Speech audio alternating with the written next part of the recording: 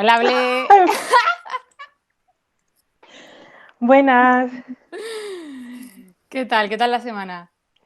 Pues bien, a mí me han pasado una serie de cosas, no sé a ti. Bien todo, la verdad, un poco pues aquí en casa, como todos, supongo. Como todos, ¿no?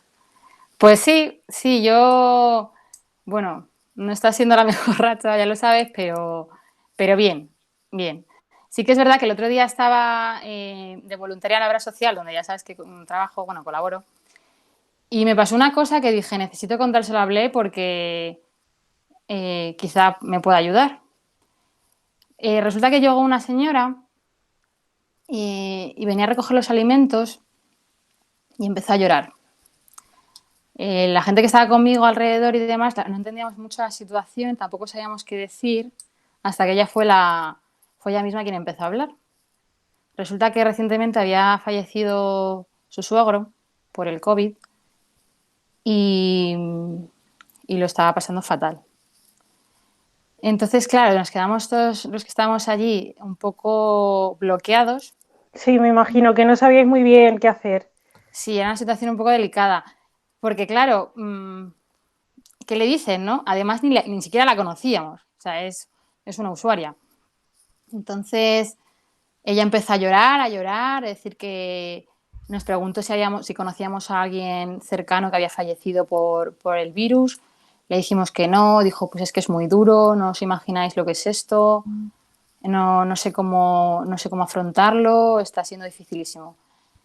Y nada, se nos ocurrió bueno, que probablemente luego se haga un taller y demás para esto. Y a mí se me ocurrió poder comentártelo a ti, a ver qué idea me dabas, ¿no? Porque esto Bueno, me va en a primer pasar a lugar, menudo. em, todas las situaciones que estamos viviendo en estos días son bastante excepcionales y eso hace que muchas veces no sepamos actuar y no sepamos cómo comportarnos. A ver, hay una cosa que está pasando más de lo habitual en estos días, que es algo que llamamos nosotros duelo anticipatorio. Y en ese caso era duelo real, ¿no? Que la persona tiene a un familiar que sabe que ha enfermado de este virus y sabe que está grave y no sabe cómo actuar y empieza ya a comportarse como si la persona ya hubiese fallecido. Entonces, se dan una serie de circunstancias que impiden que se pueda producir lo que es el duelo, mmm, no sé, más normativo, por así decirlo. Aparecen sentimientos contradictorios, como pueden ser emociones de angustia, rabia. Hay muchas veces que no identificamos que la rabia puede ser una emoción que puede florecer a partir de un fallecimiento de un familiar. Entonces, eh, hay que ser conscientes en estos días de que no, aunque no podamos despedirnos de la forma más deseada, por así decirlo, Hmm. se puede hacer una pequeña despedida y comentar sobre todo las emociones que sentimos con nuestros familiares.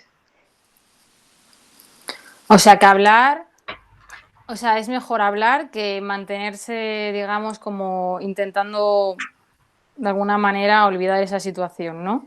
Claro, es que realmente, sobre todo en niños se nota de una manera diferente, pero en los adultos como que aparecen sentimientos de que no se lo pueden creer, o sea, la negación de realmente esto no está pasando, mucha ansiedad quizá o un aumento de la preocupación por lo que pasará en el futuro. En este caso, sabemos que no se han podido producir los funerales y no han podido asistir Hmm. en ese día muchos de los familiares. Entonces, todas Sí. estas circunstancias como que influyen de una manera que hace que la persona se siente muy frustrada o Frustrada. impotente, Hmm. sí, ante la situación. Entonces, es bueno que lo hable con sus familiares, con las personas que tiene a su alrededor, mmm, en una videollamada, en una llamada.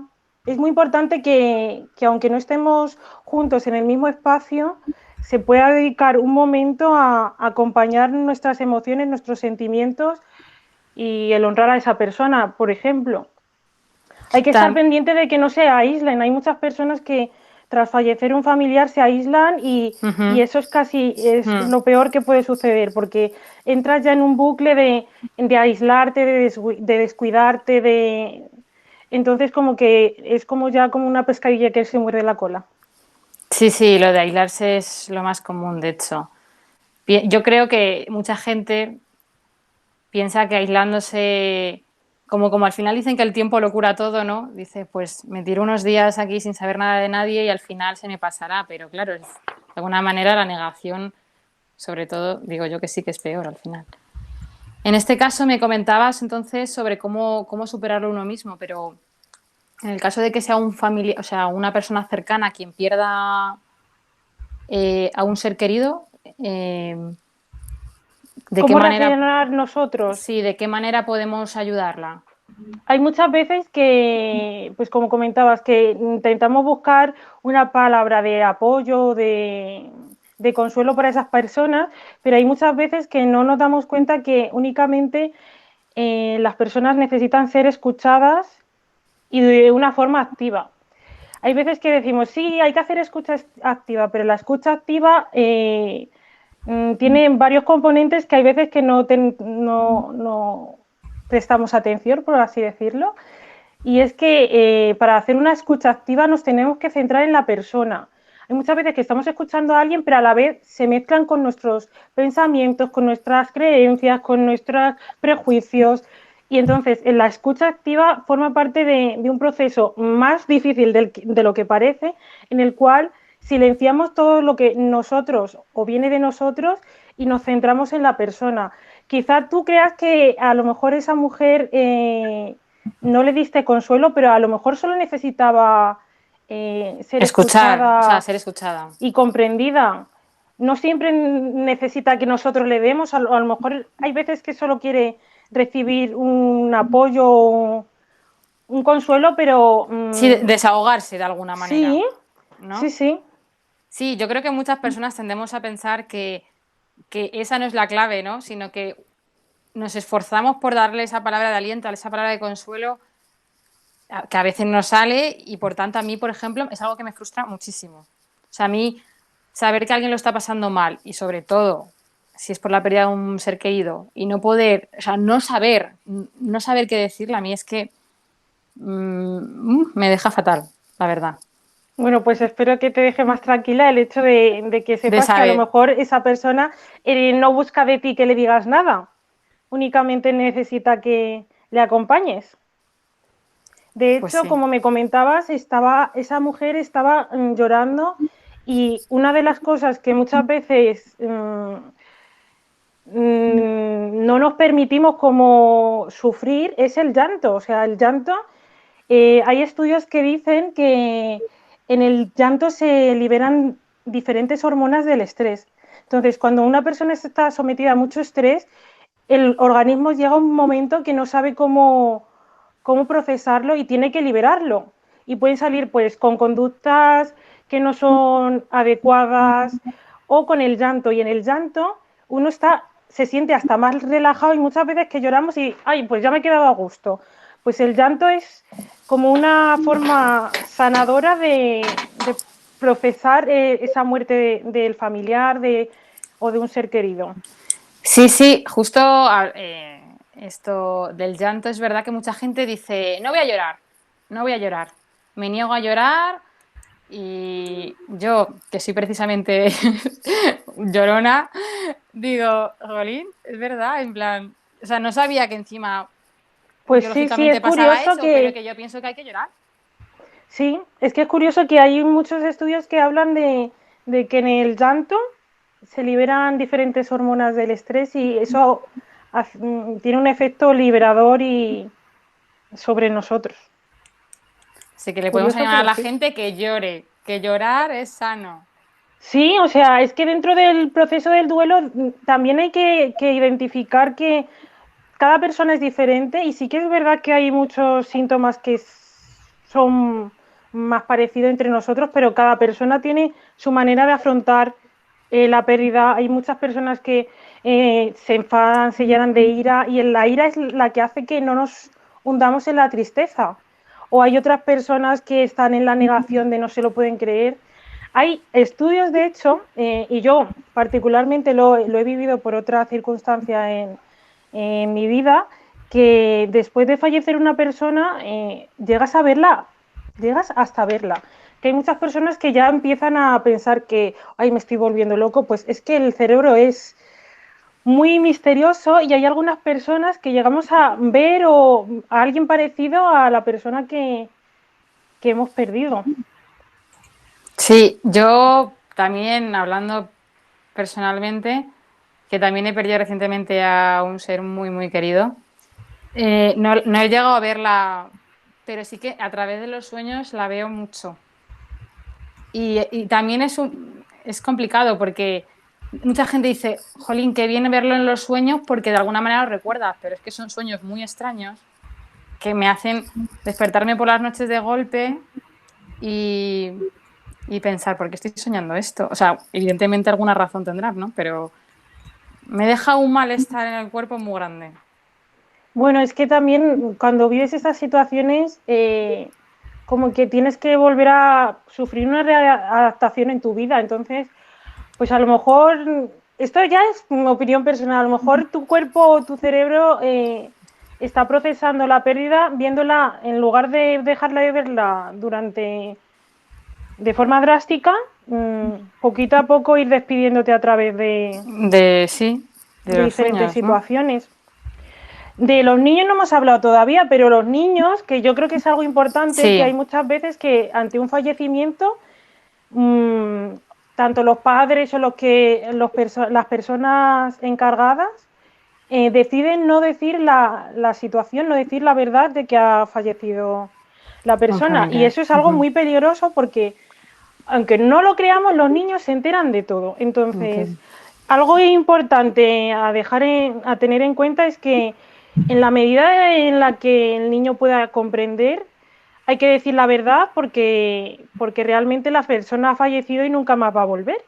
Entonces el niño va a sentirse extraño, va a ver a su entorno triste y no va a entender el porqué y se va a imaginar su película en su mente. Hay 4 claves para conseguir ser lo más fieles posibles a la realidad y es comentar que la muerte es algo universal, que le puede pasar a todo el mundo, que es algo irreversible, concepto para los niños un poco difícil de entender porque que algo no vuelva a lo que era antes es como en algunos niños directamente su proceso cognitivo no está preparado para eso, pero lo puedes ir repitiendo. También que tiene una causa médica, que en este caso es el COVID, y que las funciones vitales desaparecen. Significa que hay veces que te podrá preguntar, oye, ¿y el abuelo respira? No, porque las personas cuando mueren dejan de respirar.